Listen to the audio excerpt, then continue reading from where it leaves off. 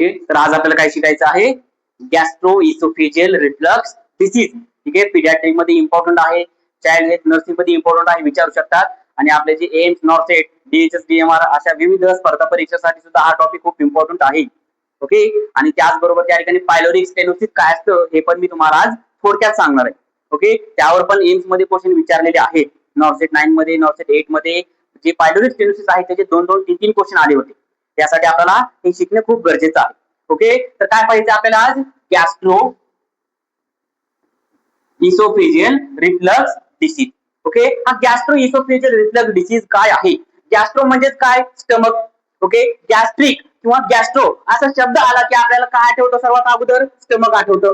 ठीक आहे, पोट आठवतं. ठीक आहे. मग हा जो डिसीज आहे तो कशाशी रिलेटेड आहे, गॅस्ट्रिक म्हणजे काय, आपलं जे काय पोट आहे, स्टमक आहे, त्याच्याशी रिलेटेड हा डिसीज आहे. समजलं का, गॅस्ट्रो इसोफेजियल रिफ्लक्स डिसीज. आता गॅस्ट्रो तर समजलं, इसोफेजिया म्हणजे काय, इसोफॅगस माहितीये, अन्ननलिका. ठीक आहे. मग ज्या ठिकाणी अन्ननलिका आणि ज्या ठिकाणी जे काय आपलं स्टमक आहे यांचं काय होतं, जॉईंट होतं, जे जंक्शन असतं त्या ठिकाणी काय असतात, मसल असतात. ठीक आहे. आता समजा हे काय आहे, स्टमक. हे काय आहे, स्टमक आहे. ठीक आहे. या ठिकाणी काय आहे, स्फिंक्टर मसल्स आहेत. बरोबर आहे का, या ठिकाणी पण काय आहेत, स्फिंक्टर मसल्स आहेत. ठीक आहे. मग हे जे स्फिंक्टर मसल्स आहेत याला काय म्हणतो आपण, लोअर इसोफेजियल स्फिंक्टर म्हणतो. काय म्हणतो याला आपण, लोअर इसोफेजियल स्फिंक्टर. याला काय म्हणतो आपण, लोअर इसोफेजियल स्फिंक्टर. समजलं का, कोणत्याही कारणाने जर काय होत असेल, हा लोअर इसोफेजियल स्फिंक्टर व्यवस्थित काम करत नसेल, काय करत असेल, व्यवस्थित काम करत नसेल. आता लोअर इसोफेजियल स्फिंक्टरचं काय काम आहे, आपण जेवतो, अन्न खातो, आपण जेवतो आणि जेवल्यानंतर तो घास आपण घशामध्ये ज्या अन्ननलिकेमध्ये ढकलतो, तो घास अन्ननलिकेमध्ये जाऊन कशामध्ये येतो, या पोटामध्ये येतं. बरोबर का. आता पोटामध्ये आल्यानंतर काय होणार, जे अन्न आहे ते पोटामध्ये आलेलं आहे. मग पोटामध्ये येत असताना हा जो स्फिंक्टर आहे तो काय होतो, ओपन होतो. समजलं का, स्फिंक्टर ओपन झाला की जो घास आहे, जो अन्न आहे तो काय होतो, इथून कुठे येतं, या स्टमक मध्ये येतं. समजलं का, अन्न गेलं, घास गेला की लगेच स्फिंक्टर काय होतं, बंद होतो. समजलं का, ज्यावेळेस अन्न यायचं आहे, ज्यावेळेस आपण जेवतो, जो घास आपण घेतो, तो गिळलेला घास स्टमक मध्ये जाण्यासाठी काय होतो, हा स्फिंक्टर ओपन होतो. समजलं का. आणि कधी बंद होतो स्फिंक्टर, ज्यावेळेस अन्न कुठे गेलं, पोटामध्ये गेलं, घास कुठे गेला, पोटामध्ये आला, तर त्यावेळेस स्फिंक्टर काय होतं, बंद होतं. ठीक आहे. कोणता स्फिंक्टर, लोअर इसोफेजियल स्फिंक्टर. समजलं का. आणि हा जो स्फिंक्टर आहे याला आपण काय म्हणतो, पायलोरिक स्फिंक्टर. काय म्हणते याला आपण, पायलोरिक स्फिंक्टर म्हणतो. याचं काय काम आहे, याचं काय काम आहे, पायलोरिक स्फिंक्टर काय करतं. आता हे पण काय करतं, उघडतं, बंद होतं. ठीक आहे. कॉन्ट्रॅक्शन आणि रिलॅक्सेशन, याचं डायलेशन होतं, कॉन्ट्रॅक्शन होतं. डायलेशन झाली काय होतं, वरचं जे आहार आहे, वरचं जे डाएट आहे, जे आपण अन्न घेतलंय, घास खाल्लंय, तो घास याच्यामध्ये येतो. नंतर काय होतं, स्फिंक्टरचं कॉन्ट्रॅक्शन होतं. स्फिंक्टर बंद झाले की काय होतं, या आपल्या स्टमकचं तोंड बंद झालं. समजलं का. तसंच काय होतं, आता याच्यामध्ये काय आहे, हायड्रोक्लोराइड ऍसिड आहे. काय आहे, हायड्रोक्लोराइड ऍसिड. आता हे हायड्रोक्लोराइड ऍसिड काय काम करतं, काय काम करतं, आपल्या डायजेशन मध्ये काय करतं, हेल्प करतं. जे अन्न आपल्याकडे आलेलं आहे, गॅस्ट्रिक ज्यूस आपण याला म्हणतो. ठीक आहे. त्या अन्नामध्ये घुसून ते अन्न जे आहे ते डायजेस्टेबल बनवण्याचं काम कोण करतं, तर हे हायड्रोक्लोराइड ऍसिड करतं. ओके. मग त्यानंतर त्या ठिकाणी काय होतं, ही जी अन्न आहे, या ठिकाणी आता जी काय अन्न आहे, फूड कंटेंट आहे, आता हे फूड कंटेंट कुठे पाठवलं जातं, डिओडिनम कडे पाठवले जातात. समजलं का. पुढचे डायजेशन प्रोसेस साठी, ऍब्झॉर्प्शन साठी कुठे पाठवलं जातं, डिओडिनम कडे, तिथून लहान आतड्याकडे आणि तिथून मोठ्या आतड्याकडे पाठवण्याचं काम ते करत असतात. समजलं. मग या ठिकाणी काय होणार, जर या ठिकाणी जर काही डिसऑर्डर निर्माण झाला असेल, या ठिकाणी पायलोरिक स्टेनोसिस झाला असेल. आता पायलोरिक स्टेनोसिस म्हणजे काय, हायपरट्रॉफिक पायलोरिक स्टेनोसिस त्याला म्हणतो आपण. काय म्हणतो याला आपण, हायपरट्रॉफिक पायलोरिक स्टेनोसिस. कधी लक्षात घ्या, हायपरट्रॉफी नाव आलं, it is a enlargement of the particular organ. म्हणजे का, हायपरट्रॉफी नाव आलं की कोणत्या ना कोणत्या ऑर्गनचं किंवा कशाचं तरी काय झालेलं आहे, एनलार्जमेंट झालेले, काहीतरी मोठा झालेला आहे. समजलं का. मग या ठिकाणी काय होतं, हायपरट्रॉफी कशाची होते, पायलोरिक मसलची. समजलं का, कशाची होते हायपरट्रॉफी, पायलोरिक मसलची हायपरट्रॉफी होते. आणि हा जो पायलोरिक मसल आहे हे मोठे होतात आणि हे मोठे झाले की काय करतात, ही जी ओपनिंग आहे याला बंदच करून टाकतात. काय करून टाकतात, त्याला बंदच करून टाकतात. आणि हे जे काही मसल्स आहेत हे जास्त मोठे झाले, याचं एनलार्जमेंट झालं, तर काय करतात, ह्या जो वे आहे, जो काय होतो स्टमक मधून जे फूड कंटेंट आहे ते ड्युओडेनम कडे पाठवतो, तो जो वे आहे तो काय होतो, बंद होतो, ब्लॉक होतो. समजलं सगळ्यांना. हायपरट्रॉफी म्हणजे काय, एनलार्जमेंट होणे. समजलं का. पायलोरिक म्हणजे काय, आपलं हे पायलोरिक स्फिंक्टर. समजलं का. आणि स्टेनोसिस म्हणजे काय, नॅरोइंग म्हणजे काय, एखादी पर्टिक्युलर गोष्ट किंवा एखादं पर्टिक्युलर ऑर्गन ट्यूब काय होणे, नॅरो होणे, याला आपण काय म्हणतो, स्टेनोसिस म्हणतो. समजलं. समज सगळ्यांना. या ठिकाणी कशाचं स्टेनोसिस झालेलं आहे, एक पायलोरिक स्फिंक्टर आहे त्यांचं स्टेनोसिस झालेलं आहे. ठीक आहे. त्यांचं स्टेनोसिस झालेले जो मार्ग आहे तो काय झाला, नॅरो झालेला आहे. मार्ग नॅरो झालेले कशामुळे झाले, हायपरट्रॉफीमुळे. म्हणजेच काय, हे पायलोरिक मसल आहे त्याचं इन्लार्जमेंट झालं आणि त्याचं इन्लार्जमेंट झाल्यामुळे काय झालं, जो येण्या जाण्याचा मार्ग होता तो काय झाला, बंद झालेला आहे. मग जो फूड कंटेंट आहे ते पुढे पाठवलं जाणार का, नाही. पुढे पाठवलं जाणार का, नाही जाणार. पुढे पाठवलं जाणार नाही. मग यामध्ये आपल्याला काय सिम्पटम दिसणार, वॉमिटिंग. समजलं का. यामध्ये काय होणार, जसा पेशंट खाणार आहे, जसा पेशंट जेवण घेणार आहे, लगेच उलटी करणार, प्रोजेक्टाईल वॉमिटिंग आपल्याला दिसणार. काय दिसणार यामध्ये, प्रोजेक्टाईल वॉमिटिंग आपल्याला दिसणार. समजलं. इथपर्यंत समजलं सगळ्यांना. ठीक आहे. आणखीन काय दिसणार त्या ठिकाणी, अॅनोरेक्सिया दिसणार. आता खाल्लं ते जर डायजेशन मध्ये जात नाही, सारखं सारखं उलट्या होतात, मग पेशंट खाणार का, नाही. पेशंट जे जेवणाचं आहे, जेवण करायचं आहे ते अवॉइड करणार, लॉस ऑफ ऍपिटाईट होणार, पेशंट जेवणार नाही, अॅनोरेक्सिया आपल्याला दिसून येणार. समजलं का. आता अॅनोरेक्सिया झालेले पेशंट जेवतच नाही, तर पेशंटचं वजन वाढणार आहे का कमी होणार, ऑब्व्हियसली कमी होणार. समजलं. पेशंट मध्ये काय दिसणार, वेट लॉस दिसणार. समजलं सगळ्यांना. ठीक आहे. समजलं का. आता यामध्ये मी तुम्हाला दुसरा डिसीज शिकवला, oesophageal gastro oesophageal reflux disease दुसरा आहे. ओके. आणि हायपरट्रॉफिक हायपरट्रॉफिक पायलोरिक स्टेनोसिस हा वेगळा डिसीज आहे. समजलं का. परंतु हे डिसीज कशाचे आहे, हे स्फिंक्टर मसलचे आहे. ओके. समजले पण सगळ्यांना. ठीक आहे. तर आपण काय पाहत होतो, गॅस्ट्रो इसोफेजियल रिफ्लक्स डिसीज. आता यामध्ये काय झालेलं आहे, जो स्टमक आहे, काय आहे, जो स्टमक आहे,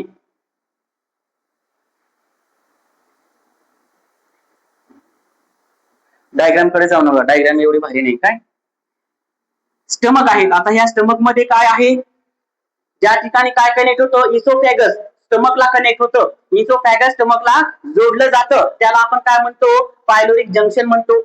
ओके. त्या ठिकाणी काय झालेलं आहे, जे आपले इसोफेजी आहे ते कशाला कनेक्ट झालेले, स्टमकला कनेक्ट झालेले, आणि याला आपण काय म्हणतो, लोअर इसोफेजियल स्फिंक्टर मसल्स म्हणतो किंवा स्फिंक्टर असं म्हणतो. ओके. मग हे जे लोअर इसोफेजियल स्फिंक्टर आहे, मग याच्यामध्ये काय त्या ठिकाणी काय झालं असेल, याच्यामध्ये डिफेक्ट निर्माण झाला असेल, जर या त्या ठिकाणी नर्व सप्लाय व्यवस्थित होत नसेल तर काय होणार नाही, ते कॉन्ट्रॅक्ट होणार नाही. समजलं का. त्याचबरोबर त्या ठिकाणी तुम्हाला आणखी एक गोष्ट शिकवली ती अनस्थेशिया. अनस्थेशियामध्ये काय होतं, सर्व मसल काय होतात, रिलॅक्स होतात. मग ही पण काय होते, रिलॅक्स होते. मग ही जर रिलॅक्स झाली, ही काय होणार नाही, बंद होणार नाही. ही जर बंद झाली नाही तर काय होणार, पेशंट जी जेवलेलं आहे, जे अन्न खाल्लेलं आहे ते कुठे जाणार, पोटामध्ये जाणार. समजलं का. पोटामध्ये काय आहे, HCl म्हणजे काय आहे, हायड्रोक्लोराइड ऍसिड आहे, त्याच्यामध्ये जाणार. मग हायड्रोक्लोराइड ऍसिडची लेवल इथपर्यंत होती, जेवण केलं, पेशंट खाल्लं, तर हे खाल्लेलं सगळं इथपर्यंत आलं, इथं आलं, आणि ती हायड्रोक्लोराइड ऍसिडची लेवल इथपर्यंत होती, इथे कुठे गेली, आता इथपर्यंत त्याची लेवल झाली. समजलं का. म्हणजे हायड्रोक्लोराइड ऍसिड काय आलं, वर येणार. ठीक आहे. पेशंट आणखी जेवण केलं तर हायड्रोक्लोराइड ऍसिड कुठे येणार, या ठिकाणी येणार.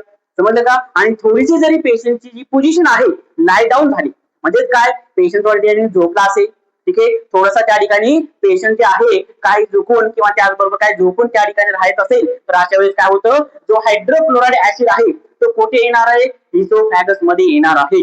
कशामध्ये येणार आहे, इसोफॅगस येणार आहे, इसोफॅगस मध्ये येणार आहे. आणि ज्यावेळेस हायड्रोक्लोराइड ऍसिड हे इसोफॅगस मध्ये येतो त्यावेळेस काय होते, त्या व्यक्तीला, त्या पेशंटला ब्लोटिंग होते. समजलं का. ब्लोटिंग म्हणजे काय, गुळणी येणे असं आपण म्हणतो ना आपण. ठीक आहे. आपण जे खाल्लो, जे खाल्लेले अन्न पदार्थ आहे ते आपल्या त्या ठिकाणी ढेकर बरोबर काय येतात, वही येतात, घशापर्यंत येतात. समजलं का. याला काय म्हणतो आपण, ब्लोटिंग म्हणतो.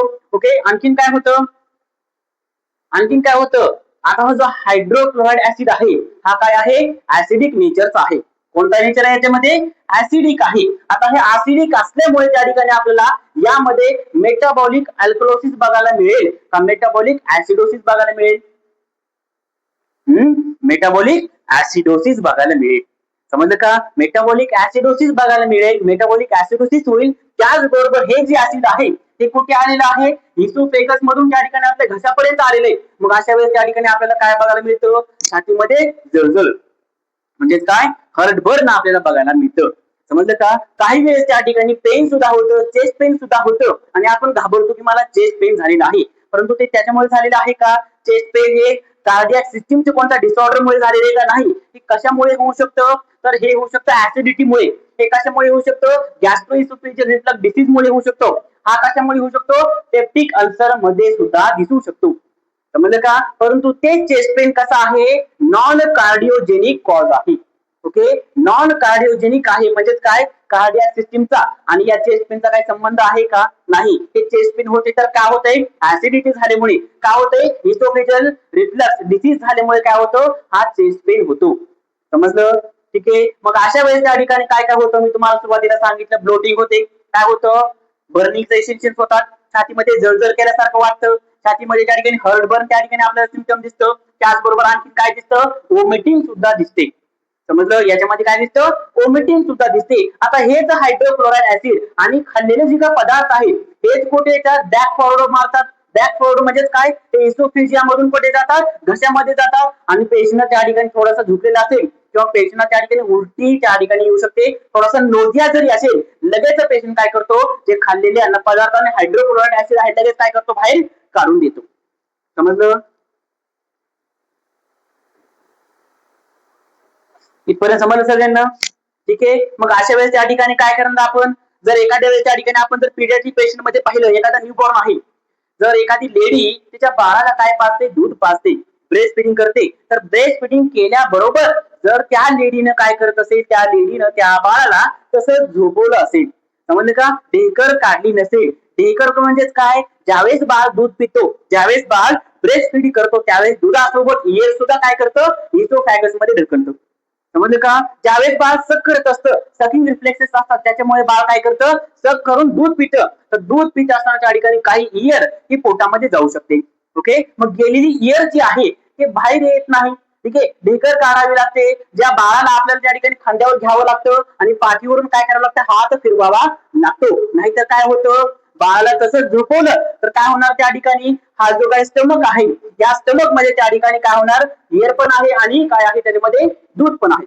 समजलं का? जर एखाद्या वेळेस त्या ठिकाणी इयर जर या ठिकाणी असेल आणि हे सगळं दुधानं भरलेले, परंतु इयर आहे कशामध्ये, खालच्या भागामध्ये, तर त्यावेळेस इयर जो आहे तो बाहेर येण्याचं बघत राहते आणि ही जी इयर आहे ती बाहेर येत असताना दुधाला पण बाहेर घेते. समजलं का? आणि अशा वेळेस त्या ठिकाणी बाळ काय करतो, उलट्या करतो, उलटी काढतो, जे पिलेलं दूध आहे ते पण बाहेर काढतो. समजलं का? मग यामध्ये आपल्याला काय उपाय करायचं, जी लेडी आहे, जी मदर आहे, त्या मदरला काय समजून सांगणार, बाळाला पाजल्याबरोबर काय करा, तुम्ही ढेकर काढा. समजलं का? ढेकर काढण्यासाठी काय करायचंय, बाळाला पाजल्याबरोबर लगेच बाळाला झोपू नये, बाळाला काय करायचं, उभं काय करायचंय, खांद्यावर घ्यायचंय. खांद्यावर घ्यायचं म्हणजेच काय, असं एका बाजूला घ्यायचं आहे, बाळाचं डोकं खांद्यावर ठेवायचं आहे आणि बाळाच्या पाठीवरून काय करायचंय, हात फिरवायचा आहे. बाळ काय करतो, लगेचच ढेकर काढतो. समजलं? समजलं सगळ्यांना? इथपर्यंत कोणाला काय डाऊट आहे का, नाही? ठीक आहे. आता oesophageal sorry gastro oesophageal reflux disease मध्ये काय काय होत होतं, याच्यामध्ये काय झालेलं आहे, याच्यामध्ये फक्त कशामध्ये डिफेक्ट आहे, आपल्या ह्या लोअर इसोफेजियल स्फिंक्टर मध्ये डिफेक्ट आहे. मग याच्यामध्ये डिफेक्ट असल्यामुळे काय होतं, ही व्यवस्थित काम करत नाही, ज्यावेळेस त्याला बंद व्हायला पाहिजे त्यावेळेस बंद होत नाही, ते चालूच राहतं. ठीक आहे. मग काय होणार, ज्यावेळेस बाळानं दूध पिले, ज्यावेळेस बाळाला एखादे पदार्थ आपण खायला दिले, ते पोटामध्ये जाणार, हायड्रोक्लोराइड ऍसिड मध्ये मिक्स होणार.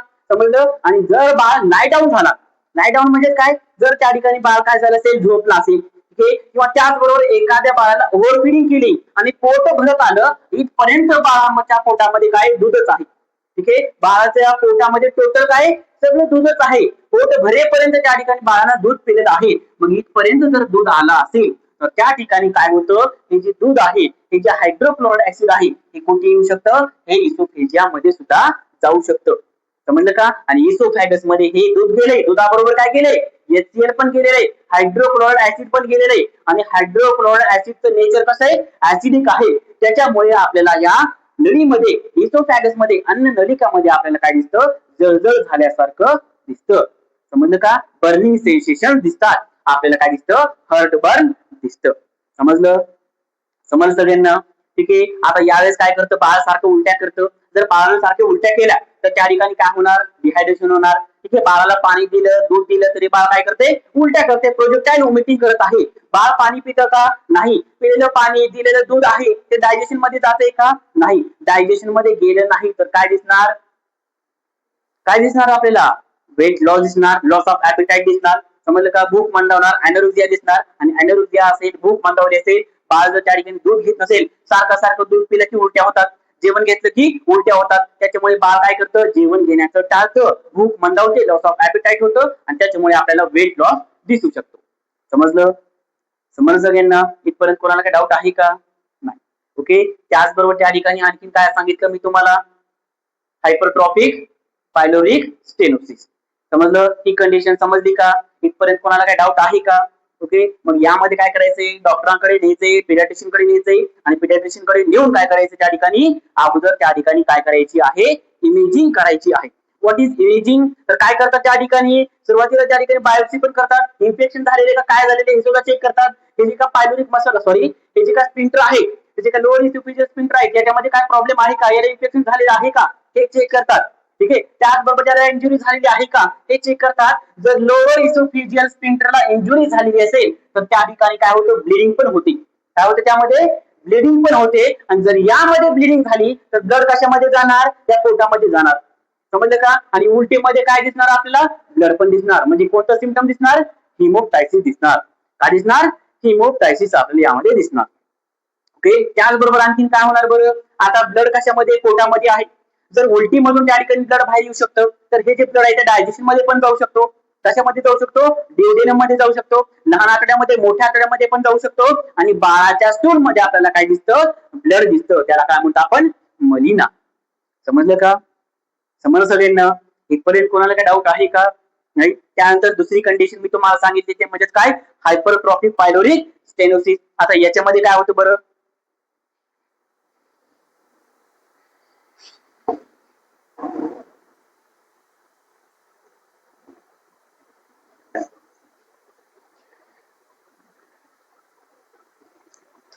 ठीक आहे, हायपरट्रॉफिक पायलोरिक स्टेनोसिस. ठीक आहे, हायपरट्रॉफिक पायलोरिक स्टेनोसिस मध्ये काय होतं,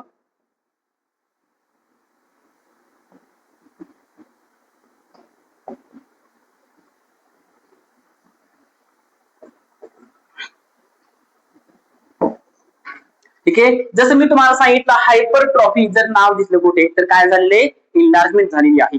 काय झालेली आहे, इन्लार्जमेंट झालेली आहे. मग काय झालं, यामध्ये इन्लार्जमेंट झालेली आहे, कशात झालेली आहे, पायलोरिक. आता पायलोरिक काय आहे, हे पायलोरस मसल्स असतात. ठीक आहे, पायलोरिक स्पिंटर आहे, त्याच्यामध्ये काय झालेले आहे, त्या ठिकाणी हायपरट्रॉफी झालेली आहे. पायलोरिक स्पिंटर काय झालेले, मोठा झालेला आहे, त्याची इन्लार्जमेंट झालेली आहे. आणि इन्लार्जमेंट झाल्यामुळे आपल्याला काय दिसते, त्याच्यामध्ये स्टेनोसिस दिसते. स्टेनोसिस म्हणजे काय, it is a process of narrowing. म्हणजे काय, एखादी गोष्ट आहे, एखादी ट्यूब आहे, ती एवढी होती तर ती काय होते, त्या ठिकाणी स्टेनोसिस झाल्यामुळे एवढी लहान होते, काय होते, ती नॅरो होते. समजलं का, एक मोठी ट्यूब असेल त्याचा साईज काय होणे, कमी होणे, डायमीटर कमी होणे, ती नॅरो होणे, ती बारीक होण्याला आपण काय म्हणतो, स्टेनोसिस असं म्हणतो. समजलं का, मग काय होतं त्या ठिकाणी, हे जे काय पायलोरिक स्पिंटर आहे त्याच्यामध्ये काय दिसलेले, हायपरट्रॉफी दिसलेले, त्याच्यामुळे काय झालेले, स्टेनोसिस झालेला आहे, मार्ग कमी झालेला आहे. काय झालेले, जो वे आहे तो नॅरो झालेला आहे. ठीक आहे, मग त्याच्यामुळे काय होईल, आता बाळाला, पेशंटला आपण किती अन्न दिलं खायला, किती ब्रेस्ट फिडिंग दिली, तर तो जो काय खाल्लेलं अन्न आहे, तो जो काय घेतलेलं दूध आहे, ते दूध पुढे डायजेशन मध्ये जाऊ शकतं का, ऍब्झॉर्प्शन साठी जाऊ शकतं का, अजिबात नाही. तर काय होणार, ते बॅक फॉरवर्ड होणार. बॅक फॉरवर्ड म्हणजे काय, उलटी मधून ते निघून जाणार. ओके, एखाद्या बाळाला जर दूध पाजलं आणि त्याला काय असेल, पायलोरिक स्टेनोसिस असेल, मग ते दूध डायजेशन मध्ये जाऊ शकतं का, डायजेस्टिव्ह ट्रॅक मध्ये जाऊ शकतं का, जीआय ट्रॅक मध्ये ट्रॅव्हल करू शकत नाही, पुढे जाऊ शकत नाही. समजलं का, आणि अशा कारणामुळे त्या ठिकाणी बाळाचं जे पोट आहे ते भरलेलंच असतं. काय असतं, ते भरलेच असतं. हा जो पोट आहे ते भरलेलंच असतं. जी मदर आहे ती काय करते, बाळाला दूध पाजण्याचा प्रयत्न करते, परंतु बाळ दूध पितो का, अजिबात नाही. समजलं का, कारण पोट त्याचे काय झालेले, भरलेलं आहे. आणि पोट भरलेलं असल्यामुळे हंगर कॉन्ट्रॅक्शन निर्माण होणार नाही, भूक लागणार नाही, कारण पोटामध्ये दूध आहे. ठीक आहे, मग काय होणार, बाळाची भूक मंदावणार, अॅनोरेक्सिया दिसणार. आणि हे जे काय फूड कंटेंट आहे ते डायजेशन मध्ये नाही गेल्यामुळे काय दिसणार आपल्याला, वेट लॉस सुद्धा दिसणार. समजलं, ठीक आहे, हे सुद्धा सिम्पटम याच्यामध्ये दिसणार. त्याचबरोबर त्या ठिकाणी काय होणार नाही, याच्यामध्ये काय होणार, त्या ठिकाणी वॉमिटिंग तरी होणार, ठीक आहे. त्याचबरोबर त्या ठिकाणी आणखी तुम्हाला मी सांगितलं काय होते याच्यामध्ये भूक मंदावते, वेट लॉस होतो. त्याचबरोबर त्या ठिकाणी आणखीन काय होऊ शकतं विचार करा बरं. लॉस ऑफ ऍपेटाइट हे तर आहेच. लॉस ऑफ टेस्ट, ठीक आहे. कशामुळे? रिझन काय लॉस ऑफ टेस्ट मुळे? लॉस ऑफ टेस्ट होतं पण रिझन काय त्याचं? काय होतं? जिभेवर पांढरा कलरचा थरच असतो. का बरं? इन्फेक्शन झालंय. इन्फेक्शन झालेले ठिकाणी नाही. काय झालेले फक्त हायपोट्रॉफी झाली. काय झालेले? हायपोट्रॉफी झालेली. आणि याच्यामध्ये त्या ठिकाणी तोंडामध्ये किटाणूचा थर साचत नाही. ठीक आहे. तर काय होते याच्यामध्ये प्रोजेक्टाईल वॉमिटिंग याच्यामध्ये दिसते. खूप जास्त वॉमिटिंग दिसते. पेशंटला थोडंसं जर खायला दिलं, जर बाळाला थोडंसं जरी दूध पाजलं तर ते सगळंच काय करतं बाहेर काढतं. समजलं का? ठीक आहे. त्याचबरोबर जर खूप दिवस 2-3 दिवस झालं हे पोटामध्ये जे काय फ्लूइड आहे, पोटामध्ये जे काय अन्न आहे ते पुढे गेलंच नाही, ते इथं साचून राहिले आणि बाळानं उलटी केली तर याचा सुद्धा काय येतो उलटीचा वास येतो. समजलं का? उलटी मधून त्या ठिकाणी आपल्याला एक स्मेल येतो, बॅड ओडर त्या ठिकाणी आपल्याला दिसून येतो. समजलं? त्याचबरोबर आणखीन काय सिम्पटम दिसणार याच्यामध्ये? आता बाळानं काय खाल्लं नाही, बाळाचं डायजेशन व्यवस्थित चालू आहे का? नाही. ते जे काय पायलोरिक स्टेनोसिस आहे ते झाल्यामुळे काय झालं नाही, जे फूड कंटेंट आहे ते पुढे जातच नाही. तर त्या ठिकाणी बाळाला डायजेशन न झाल्यामुळे बाळाला काय होणार? न्यूट्रिशनल डिफिशियन्सी होणार, म्हणजे पोषणाची कमतरता होणार. पोषणाची कमतरता झाली, प्रोटीनची कमतरता झाली की काय होणार? मसल मास कमी होणार, वेट कमी होणार. ठीक आहे. वेट लॉस दिसणार. त्याचबरोबर आणखीन काय होऊ शकतं बरं? आणखीन काय होऊ शकतं? विकनेस, फटीग, म्हणजेच काय होतं बाळाचं डायजेशन चालू नाही. बाळाला आपण किती खायला प्यायला दिलं ते पचतच नाही. ठीक आहे. मेटाबॉलिझम चांगला नाही, पचन संस्था चांगली नाही, तर त्यावेळेस त्या ठिकाणी जे खाल्लेलं त्याच्या अंगाला लागणार आहे का? नाही. डायजेशन व्यवस्थित होणार नाही, त्याच्यामुळे काय होणार नाही? बाळाला त्या ठिकाणी ताकद मिळणार नाही, बाळाला विकनेस होणार, बाळाला त्या ठिकाणी थकवा जाणवणार, फटीग हे सिम्पटम आपल्याला यामध्ये दिसणार. समजलं? समजले बरं सगळ्यांना? ठीक आहे. मग अशा वेळेस आपण काय करणार बरं? हे हायपोट्रॉफी झालेली, मग याला ट्रीट करण्यासाठी आपण काय करणार? ओरल मेडिकेशन द्यायचे. ओके. आणखीन एक साईन दिसतं बघा. आता याच्यामध्ये काय हायड्रोक्लोराइड ऍसिड आहे. आता हायड्रोक्लोराइड ऍसिड पण काय होतं वरी जातं. आता सारखं सारखं बाळ काय करतो? उलट्या करतो, कारण जे फूड कंटेंट आहे ते पुढे जातच नाही, तर ते काय करतं बाळ?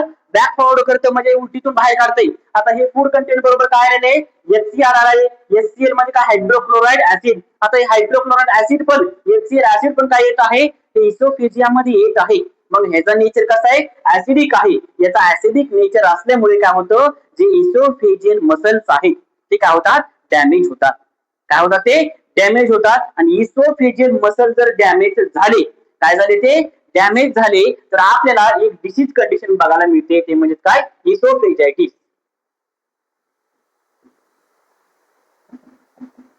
काय दिसतं आपल्याला? इसोफेजायटिस दिसतं. समजलं का? काय झालेले? सारखं सारखं कॉन्टॅक्ट कशामध्ये आलेले? हायड्रोक्लोराइड ऍसिडचा कॉन्टॅक्ट आलेले कशामध्ये? आपले हे इसोफेगस मध्ये. ठीक आहे. इसोफेगस मध्ये सारखं सारखं हायड्रोक्लोराइड ऍसिड आल्यामुळे काय होतं? जे हायड्रोलिक ऍसिड आहे, हायड्रोक्लोराइड ऍसिड आहे, हे काय करतं? सारखं सारखं जाऊन इसोफेगसचे जे मसल्स आहेत, इसोफेगसची जी इनर लेअर आहे त्याला काय करतं? डॅमेज पोहोचवतं.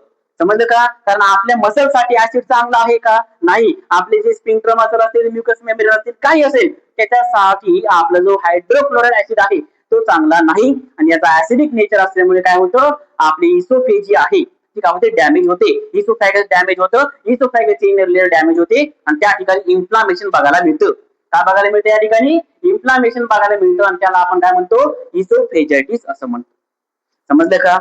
समजलं सगळ्यांना? ठीक आहे. आणि काय होतं आणखी बघा, इसोफेजायटिस झालं.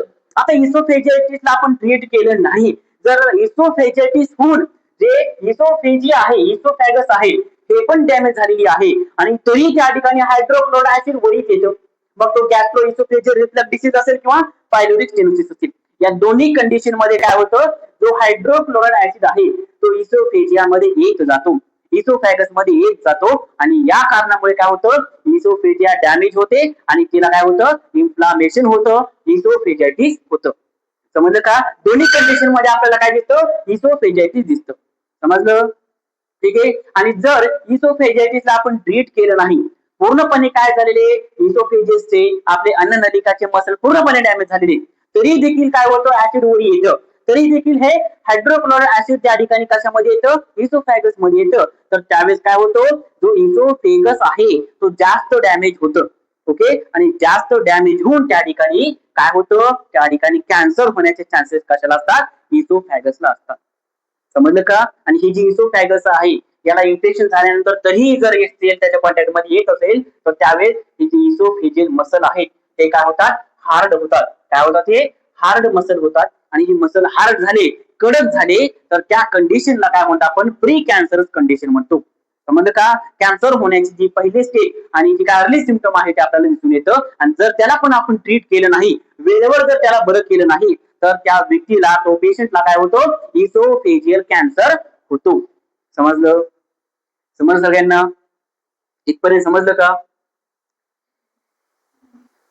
ठीक आहे, हे दोन्ही कंडिशन समजले.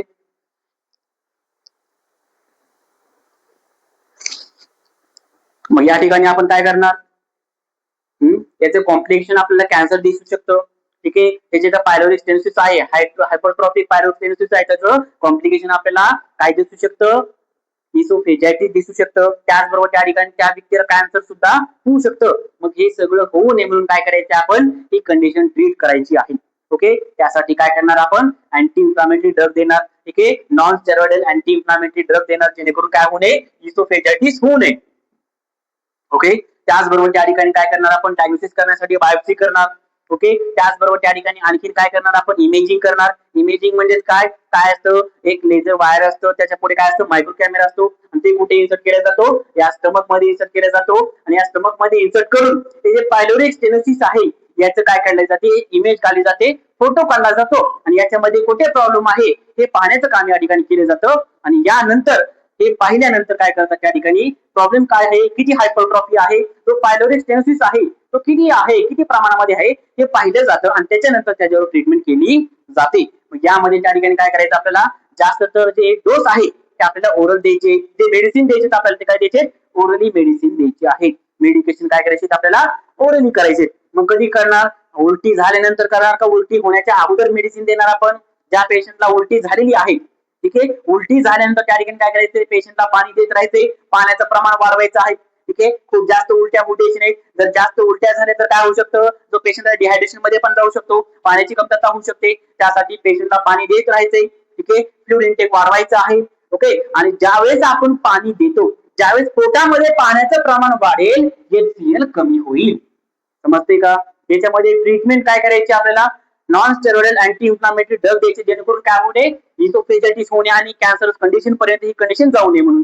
ओके, ही क्रिटिकल कंडिशन होऊ नये म्हणून काय करायचे, non steroidal anti inflammatory drug द्यायचे. त्याचबरोबर आणखी काय करायचे, हा जो हायड्रोक्लोराइड ऍसिड आहे, ठीक आहे, याला कमी करायचे. याचं नेचर कसं आहे, ऍसिडिक नेचर आहे, तर याचा ऍसिडिक नेचर आपल्याला कमी करायचे. ठीक आहे, याच्यामध्ये काय झालेलं, मेटाबॉलिक ऍसिडोसिस झालेले. काय झालेले, मेटाबॉलिक ऍसिडोसिस. मग ज्या वेळेस आपण पोटामध्ये पाणी देतो, पोटामध्ये पाणी जातं, हायड्रोक्लोराइड ऍसिड मध्ये पाणी मिक्स होतं, तर त्याचं जी ऍसिडोसिस आहे ते काय होतं, कमी होतं. समजलं का? मी तुम्हाला सांगितलं होतं, ज्यावेळेस पीएच लेवल कमी होईल त्यावेळेस काय होतं, काय होतं, ऍसिडोसिस होतं. आणि ज्यावेळेस पीएच लेवल वाढेल त्यावेळेस काय होतं, अल्कलोसिस होतं. समजलं का? मग या ठिकाणी काय आहे, ऍसिडोसिस आहे, म्हणजे पीएच लेवल काय झालेली आहे, कमी झालेली आहे. आणि ही पीएच लेवल कमी झालेली आहे. मग पीएच लेवल वाढवण्यासाठी काय देणार, आपण पाणी देणार. समजलं का? पेशंटला त्या ठिकाणी काय करणार, फ्लुइड इंटेक वाढवणार, प्लेंटी फ्लुइड देणार. आणि त्याच्यामुळे काय होतं, ते पोटामध्ये HCl मध्ये काय जातं, हायड्रोक्लोराइड ऍसिड मध्ये पाणी जातं. आणि हा जो ऍसिडिक नेचर आहे तो काय होतो, कमी होऊन जातो.